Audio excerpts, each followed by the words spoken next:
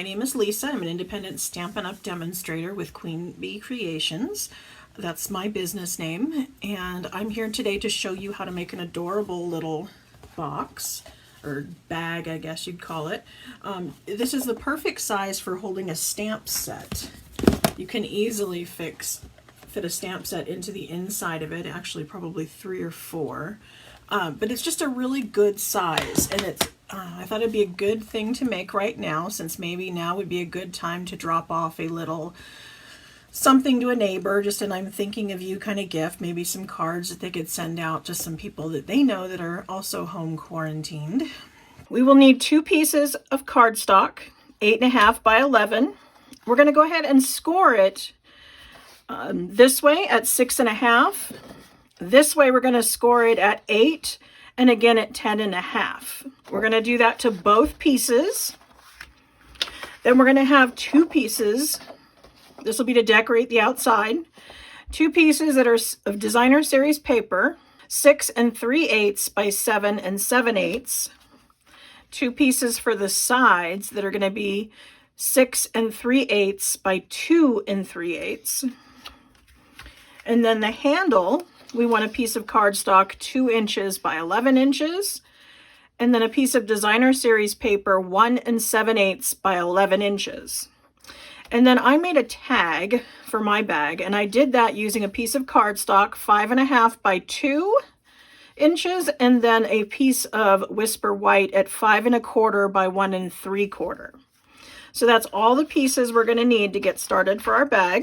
And I'm going to go ahead and score this, or it is scored. I'm going to burnish it with the bone folder on all of the score lines.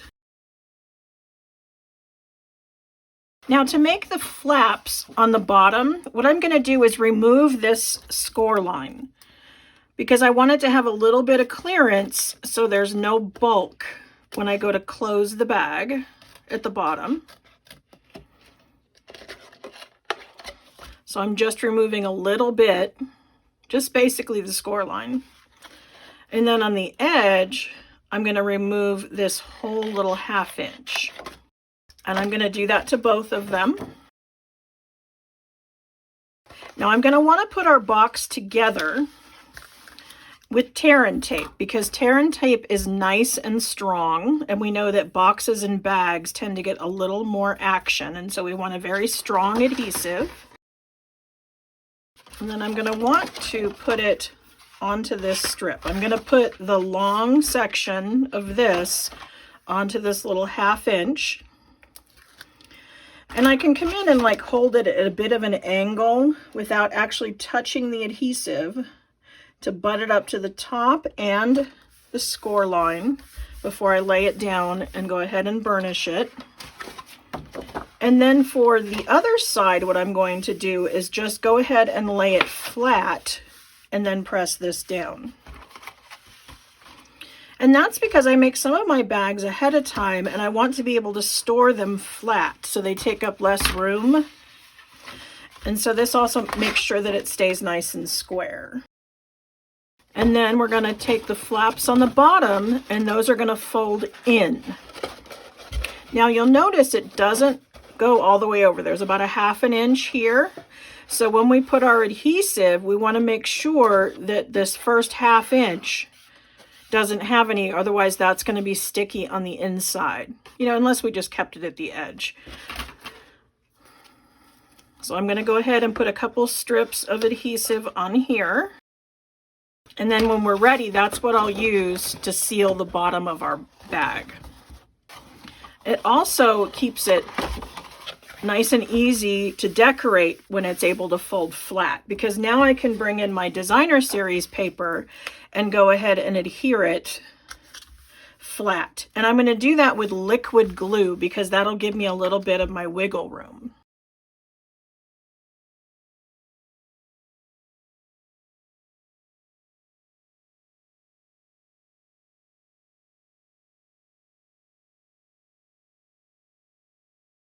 Okay, then I'm going to put our handle together. And again, this is just adhering the 2 strips together.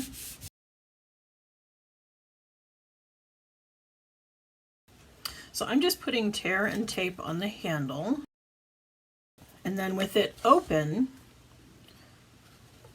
I'm going to stick one side there and then flip it around, and trying to keep it straight and even and all that good stuff, I'm going to put it over here. So there we have it. There's our bag all ready to go. Is that a bow maker? Oh, this? Yes, it is. Mark got a new laser engraving machine for Christmas, and he's been making lots of things, and I got him to digitize my logo and make it something he could burn onto wood. And so I bought the bases and the sticks, and then he cut it all up and made it for me. I'm also going to work on him making a holder for the heat gun. There's lots of cute little things that he could do with his woodworking skills. And now these, now we're on to our tag. Now you could stamp this with the Christmas Rose stamp set, which is the coordinating stamp set to this DSP, but I wanted to show you that you don't necessarily have to have the exact same stamp set. I pulled out something similar. I was just looking for a rose, and so I found our beautiful Friendship stamp set, and I'm going to go ahead and stamp onto that. So I've already mounted the roses, and I'm using Cherry Cobbler. That's one of the colors in our DSP.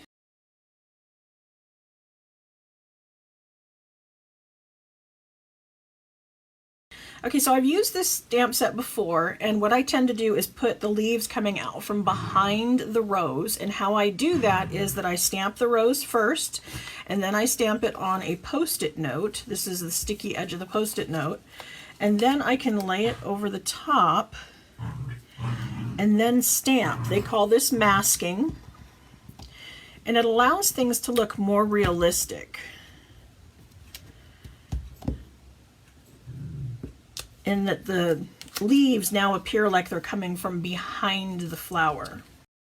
We can do that on the other side as well.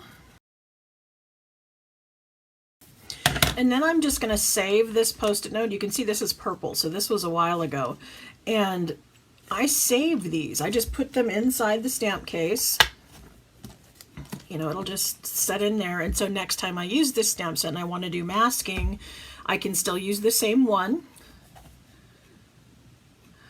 Do I fussy cut or use the scan and cut?